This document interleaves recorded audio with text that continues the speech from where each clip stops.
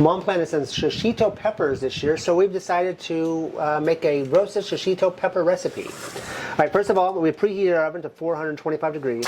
I put some parchment paper on a baking sheet. We've got about 6 ounces or 1 pint of shishito peppers here. To that, we're going to top it with 1 tablespoon of olive oil,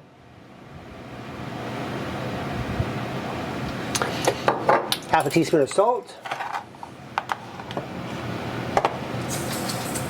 half a teaspoon of garlic powder, half a teaspoon of smoked paprika.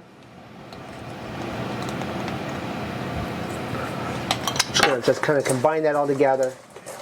Super simple recipe.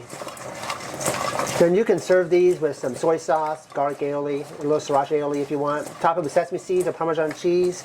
You can vary it any way you want. I want it to be perfect just like they are here.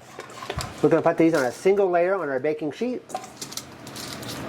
We're going to stick this in the 425 degree oven. We're going to bake it for 12 minutes. Halfway through, we're just going to shake the tray. You want to make sure that these are not topping each other. They don't want to be all separated. All right, let's get these in the oven. All right, our peppers are done. Now, we're not going to overcook them. We kind of just want to like a little bit of char on them. If you get some of them, that's fine. We're just really kind of make them a little bit tender. I want to eat one, but I know they're going to be super hot. You want to eat these while they're still hot. Okay?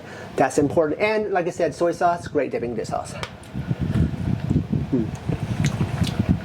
Great flavor. Lots of flavor. Give this recipe a try. We think you'll like it.